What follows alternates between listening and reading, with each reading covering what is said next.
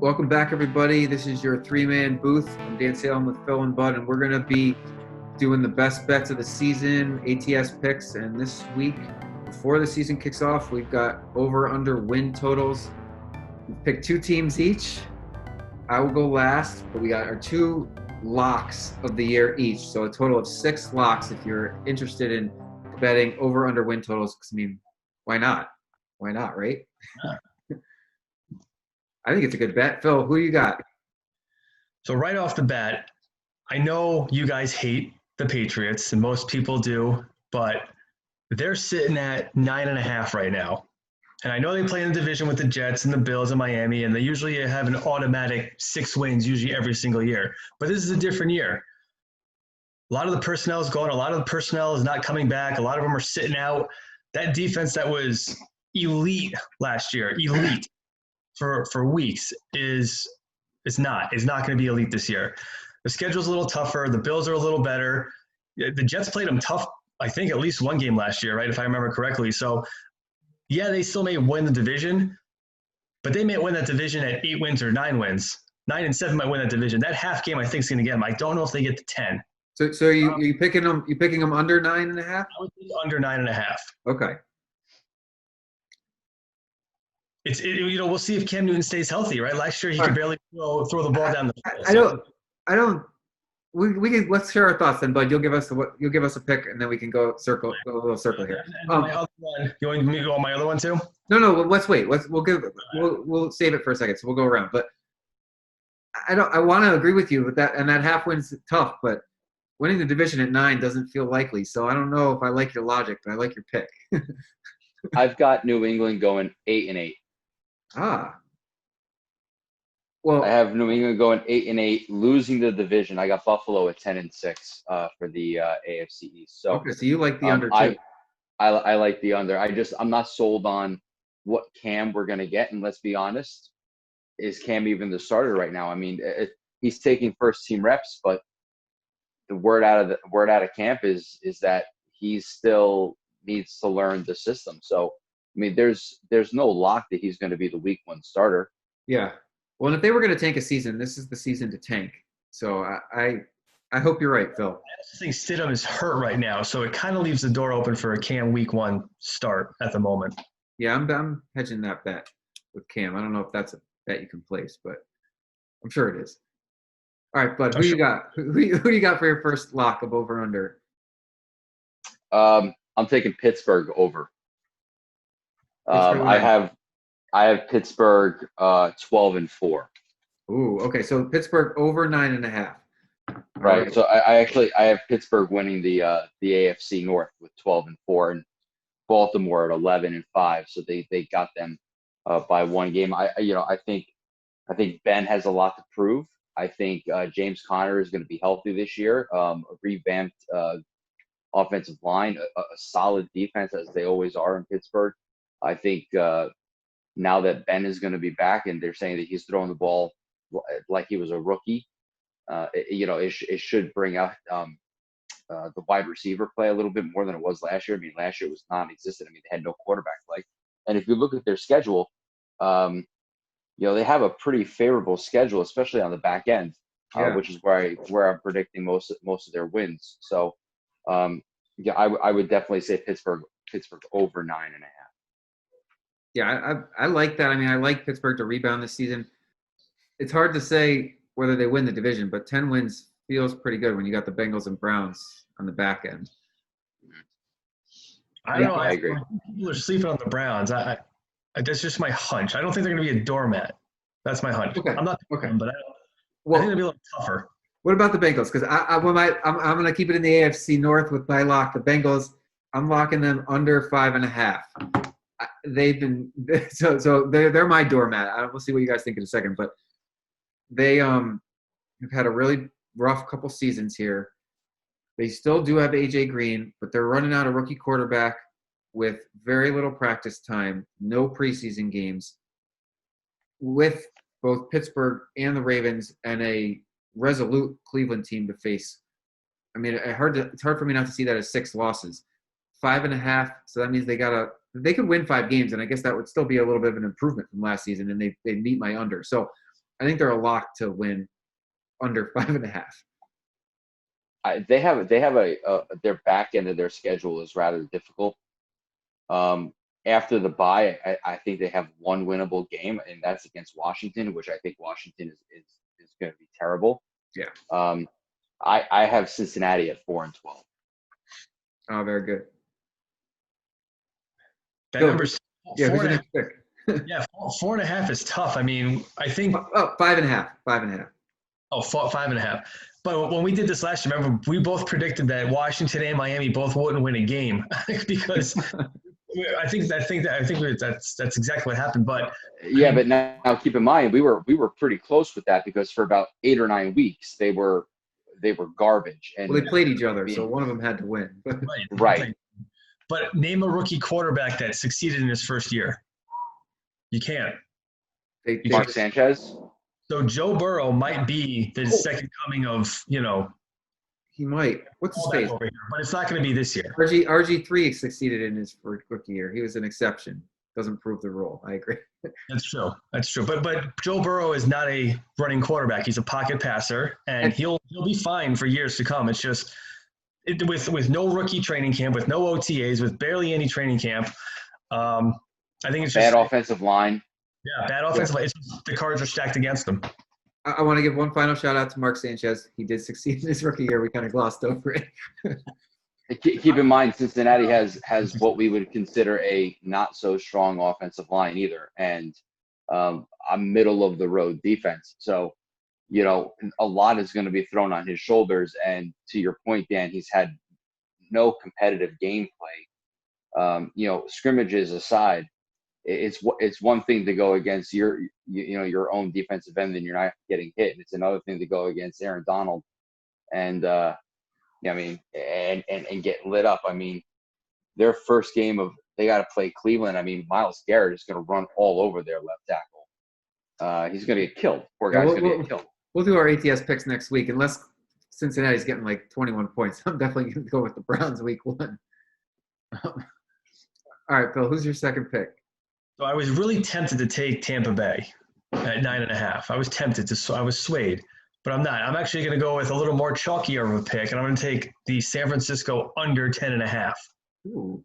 Under 10.5. A little bit of a Super Bowl. Go ahead. Well, I mean, that would reason because they were really bad 2 years ago, like 4 or 5 wins, and then last year they won 13. So I think they overachieved last year. I think if you're a fan of the Niners, you weren't expecting the Super Bowl. And listen, when it happens, it's great. When the Giants won their 2 Super Bowls, we had no intention of being a Super Bowl contender. When it happens, it's great. That's the best way to do it. You don't want to go into a season expecting it because then you're going to be disappointed. You want to go into it not knowing and then be surprised. But anyway, be that as it may, little Super Bowl hangover. They lost a lot of defensive guys that I don't think many people realize. I don't even think they know who their starting running back is right now. They got 3 or 4 of them. They got McKinnon, and they got Tevin Coleman, and they got Matt Breida, and I think there's like 3 or 4 different running backs there. And Jimmy G's, he's okay. He's not, he's no Mahomes over here. So 10 wins is still a great season, but I think again that half a game, I don't know if they get to 11. So I'm going to take under 10.5. The hook is tough. That half a game, that 0.5 is tough. I'll attribute that ding to agreeing with you. But what's your thoughts on the Niners? So I have, again, I went through this with a fine-tuned comb. I have the NFC West, Seattle at 15-1. Oh, that's a Jamal Adams pick if I ever heard one. And I have San Francisco at 13-3. Who is Seattle losing to, by the way? I have Seattle losing to San Francisco last week of the year. So my brother and I did our NFC predictions, and we had to pick worst to first and first to worst. I picked Arizona as my worst to first just to pick somebody, but I did not have the Seahawks making the playoffs. So I saw them as quite the opposite of you. Yeah, I mean, I think – listen, I'm probably wrong. I'm not an expert. I'm just the guy who highlights the sheet. So, I don't know. But if you were to last season. I mean, but if you were to look at their schedule, I mean, they have winnable games. They have a lot of winnable games. And, I have Philadelphia winning the East at 12-4, but the reality is that you don't know what Philadelphia is going to get. I mean, their quarterback is So I picked he's already Eagles. hurt. I picked the Eagles to go first to worst. Their offensive line is also ravaged. They've already lost their left tackle. I'm sorry. I keep plugging the BuzzChomp article. I had them first to worst, so I'm down on the Eagles this season. I agree with you. I have the Eagles at like 5 or 6 wins, to be quite honest with you, because you don't know if Alshon Jeffrey is going to come back. Carson Wentz is made of glass. Miles Sanders is already hurt. He has a lower body injury, which you'll take. Bud knows that from hockey. Lower body injury. Yeah. And then their offensive line is already starting to get hurt. Real quick, what scares me about Seattle and Philadelphia, for that matter, they were lucky last year. Both those teams, like. They won a lot of close games. And I know my last pick is Green Bay, who was also lucky, but it's just the luck evens out.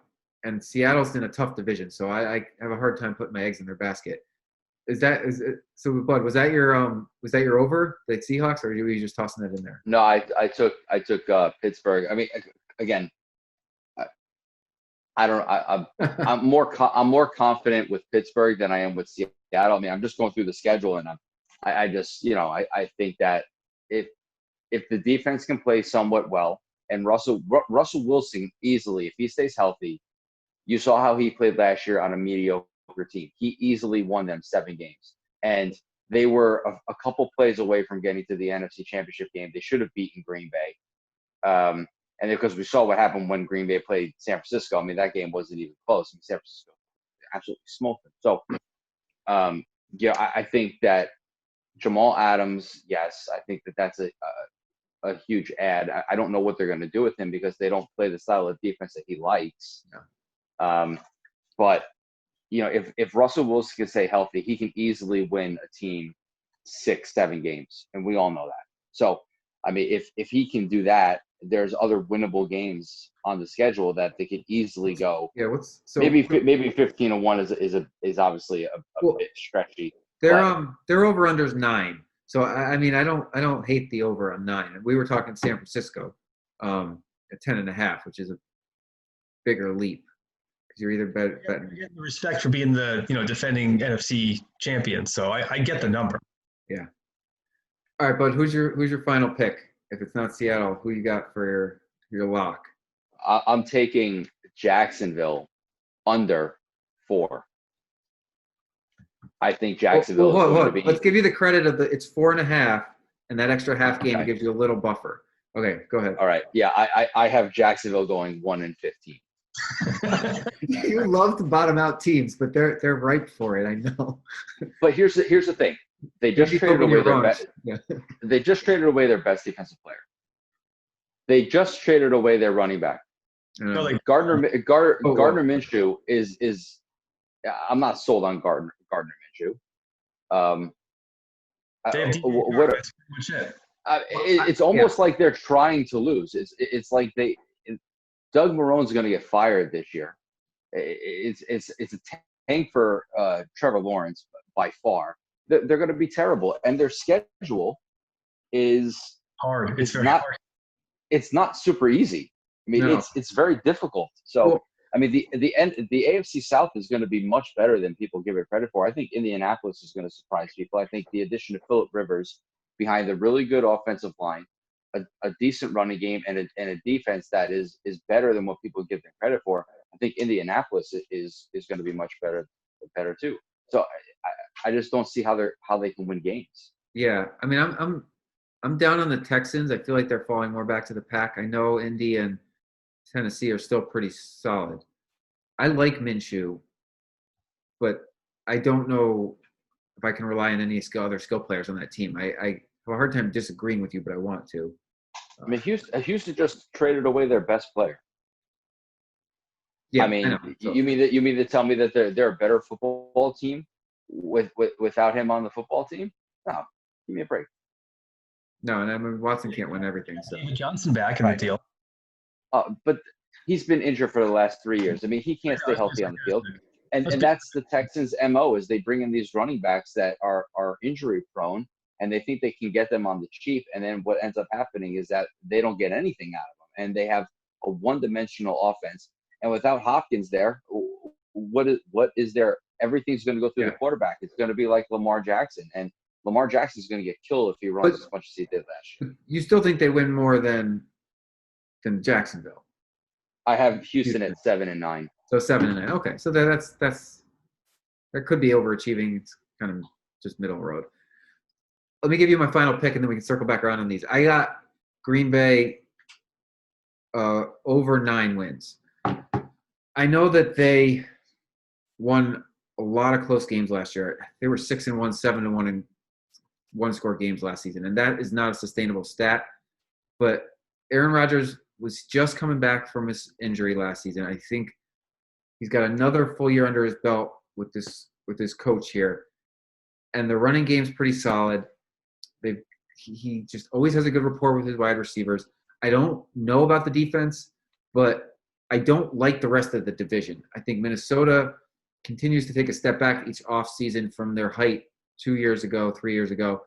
I mean, they're still a threat with Cousins. I could see them going 8-8, 9-7, maybe 10-6, but I don't really care for the Bears or the Lions. I know my brother Todd is high on the Lions. He picked them worst to first, but you might be sneaky good. You might. No one talks about them. So I'm not as high. I got Detroit at 2-14. Well, that scares me now. I don't know about my Green Bay pick. I got Green Bay at 11-5. Okay. Yeah, no, I like them to win over 9 games. I think 10 is pretty solid for an Aaron Rodgers team. Any thoughts, Phil? Are you on that division? I mean, Green Bay was knocking on the door of the Super Bowl there last year. So let's be honest. We all know this might be. Well, we don't know this, but we all assume this might be one of Aaron Rodgers' last years in Green Bay. I mean, they drafted a quarterback in the what was it, the first round or second round? I forget his name. Round. Yeah, first round. Okay, so he's going to sling the ball all over the place. I mean, Devontae Adams is just going to get peppered with targets. Is that the only one? But Aaron Jones is still there. He wants to win, and he's going to be like, screw it, I'm going to put this on my back, and if we win, we win. If we don't, we don't. Yeah. I mean, if you don't think Aaron Rodgers isn't calling the shots there now, it's this is he's going to be shaping a lot of plays in the huddle there, I think. All right, those were our 6 locks, but we have some strong feelings on some other teams. But if I throw a team out there, can you tell us how you have them? Then we can. Because this is fun. That 2 wins for the Lions, that's real low.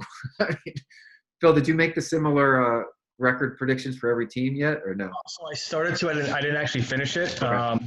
I got through a bunch of them. I can tell you what, I have Dallas at 8-8. I'll tell you that right now. Who do you have winning the East? See, I hate Dallas over 10. Their over-under's 10, which I think is silly. Dallas is one more offensive lineman injury from having an awful season, by the way. Everyone talks about, this line is so great. Yeah, it was great 4 years ago. The line's starting to break down. If Zach Martin or I forget the other guy's name, the one we always hear talk about, Lyle Collins. I mean, if these guys go down again, there's going to be no holes for Zeke to run through. I know, but they got Zeke, they got Prescott, and they just got that rookie wide receiver. Yeah, but he's not going to see. He's not. You got Cooper. And they have Amari Cooper. Yeah. Right. You got 2 guys in front of CeeDee Lamb. You got Cooper and Michael Gallup. I know that the Cowboys consistently underperform, but their division is not significantly better. Now, Daniel Jones year 2 could really push the Giants ahead. I don't feel the same way about Haskins in Washington. No. And I'm down on the Eagles, so I don't know where the Dallas Cowboys don't win that division. But with 8-8, I don't think cuts it. So who you guys got? Who you guys got in the East? Or but I don't know. I have the Eagles, and I have Dallas going 9-7. Okay. I have the Giants going 4-12, and I have Washington 1-15. I love that. Well,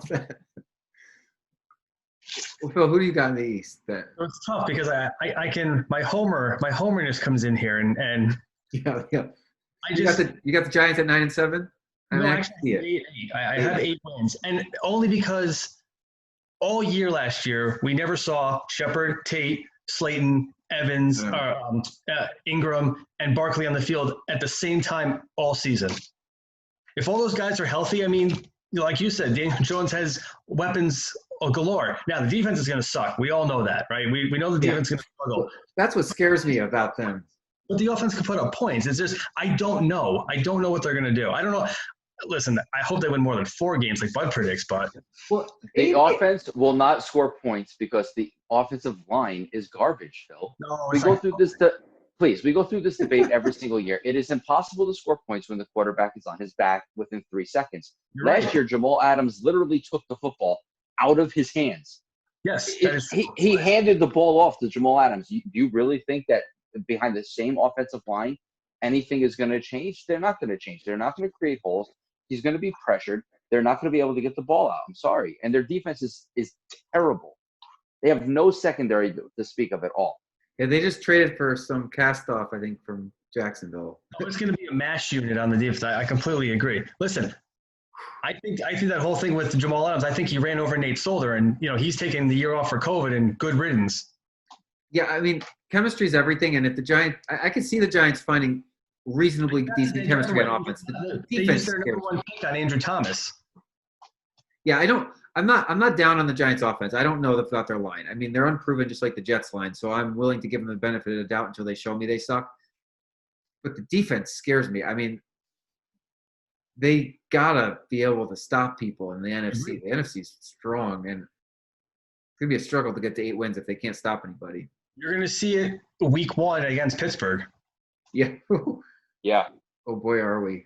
But which Ben are we getting? Are we getting the Ben who's can't throw the ball and he's hurt, or are we getting, like Bud said, Ben from his rookie year? You're not getting Ben from his rookie year. Let's be honest. Well, this is interesting because we don't have any preseason games to really base anything off of, right? We're going to get our lines next week for these games, and the lines for the first couple of weeks of the seasons are notoriously bad, and they're very conservative because we don't know. But if the Giants are getting a lot of points, I looked at it.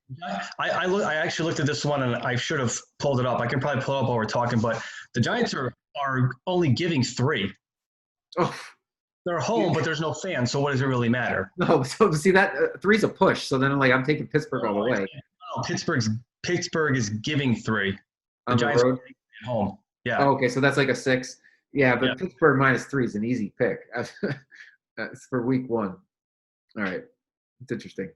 You're right. Week 1 is really hard to pick against the spread because you just have nothing to base it off of.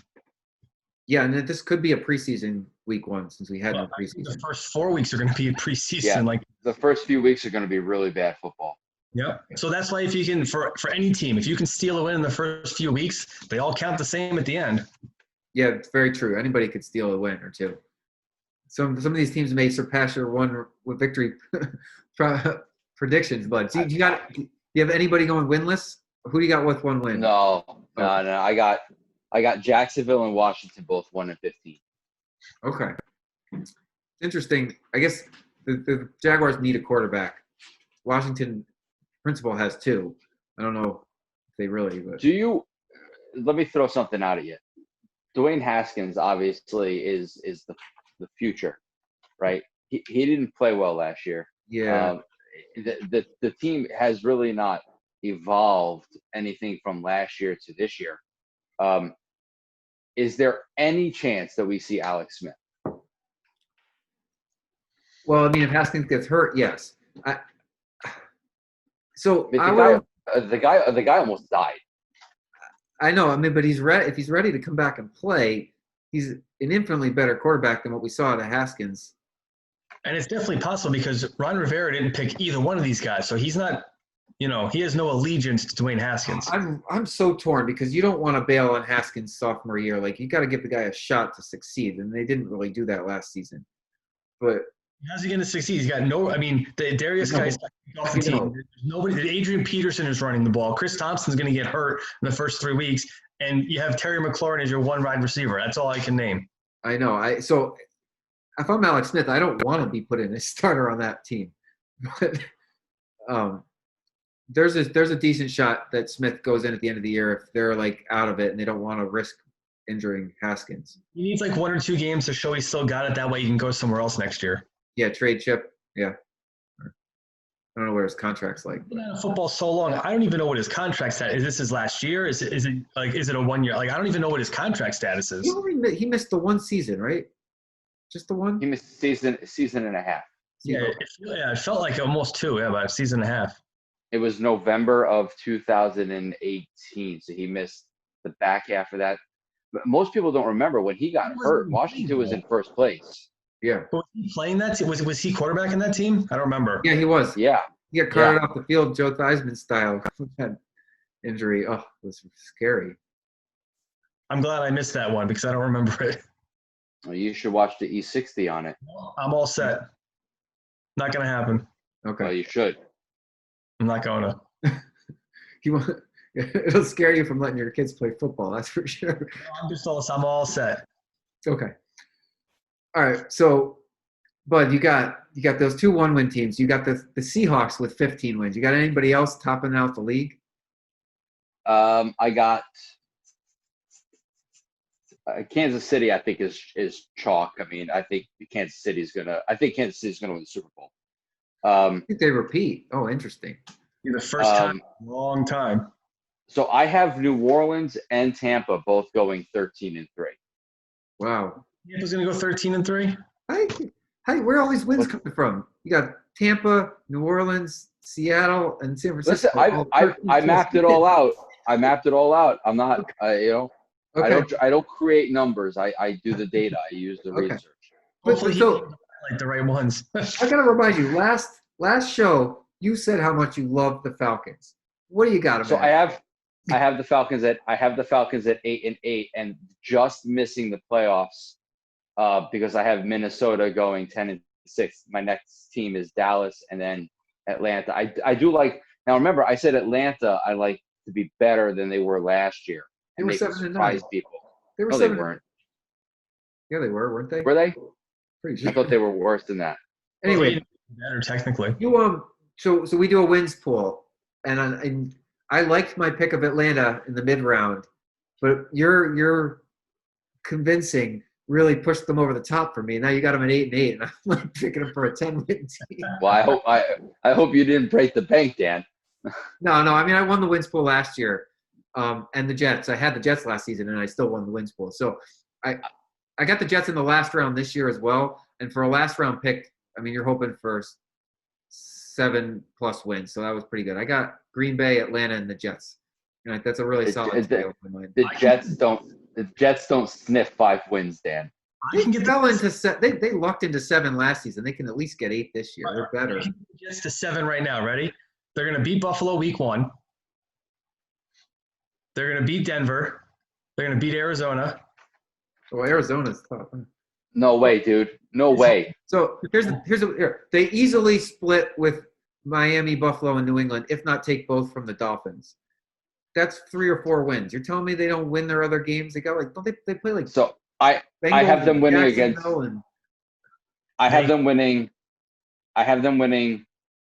the Chargers, Miami, the Raiders, and splitting a game against New England.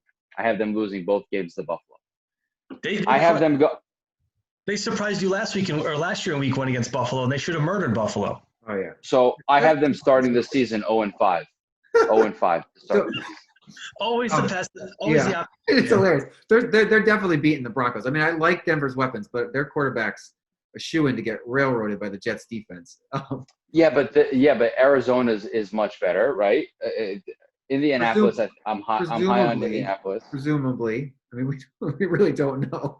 I like it. I'm going to take Indy to win. I know we're going to do this next week, but I got Indy's going to win the AFC South. Yeah, I mean, I like the Colts, especially with Phillip Rivers. So it's funny. Last season, I did my best case, worst case scenario for the Jets back in, I think I did it July timeframe, and they fell dead in the middle. I did the same thing last month, and it's up on BuzzChomp. Best case, worst case for the Jets. I think I had best case 11 wins, worst case 5. So you 11 wins? That's the best case. It's optimist versus pessimist. So that's the extremes. So the pessimist was the 5 wins, which you got, and the optimist is having them win 11. I think this may have been pre-Jamal Adams trade, but if all the teams in front of them get COVID, they can win 11 games. All they need is one of these wide receivers to turn the corner and become a star. I mean, none of them have really gotten their chance. That one guy from Tampa last year broke out in the last month. He could really be big for them. Perriman's still hurt, isn't he? Rashard Perriman's still hurt. No, he should be back by week 1, they said, and Mims too.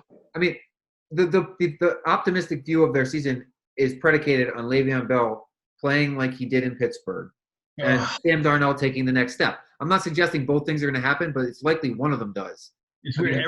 Every day we get closer to the season, I feel the Le'Veon Bell hype is going like this. All the more reason he's going to overcome it. He might, but I mean, it's just what you hear in the news, and I know Bud sent us a 60-40 split, but I mean it's legit. Like he's not happy about it. There's no way that he can overachieve in an offense that doesn't promote his running style. It's that simple. He is a finesse runner that finds pockets, and Gase is a down the hill runner, which is why he likes Gore, which is why he's going to do a 60-40 split. Bell's going to get aggravated, and that's going to be it. He's by far their best offensive player, and they don't have an offensive scheme to include him in most plays. I mean, it's an absolute joke. It's a joke. If you don't want him on the team, just get rid of him. Trade him for whatever you can get for him. A bag of peanuts. I don't care. If you're not going to use him, get rid of him. So I'm not embroiled in the media perspective. I don't have the thing. But watching last year, what felt to me like was holding him back was a crappy offensive line. And that Gase was gaming and scheming around that deficiency, and consequently wasn't putting Bell in a position to succeed. I don't think that they will do a 60-40 split, but they absolutely are going to save his legs so they don't burn him out the first 2 months of the year when they got a serviceable player in Gore that they can run while he's healthy, and then he probably will fall on his face by mid-October because he's old, and that's when Bell can take over. So I don't buy into the strife. Even if he's out there tweeting, I don't buy into it. I mean, we haven't seen him on the field. I'm just not buying it. Things will get very messy if the Jets find themselves in a lot of red zone possessions and Bell's on the sidelines and Gore is the lead runner. There's going to be a lot of controversy within that, right? Well, or am I just being a pessimist? No, that's absolutely true.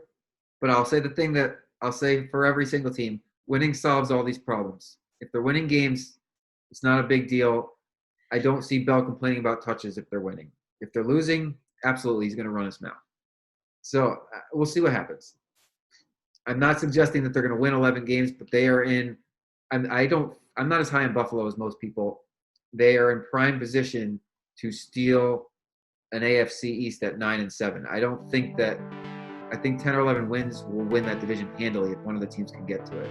So it's definitely more average than it has been in the past. Next week we'll have to make our season one time before we get shut out again. Yes. And we'll have our ATS picks, so we'll get 2 per person for week 1. And football's about to kick off. Thanks for watching BuzzChomp. Subscribe and share. Subscribe and share. Subscribe and share.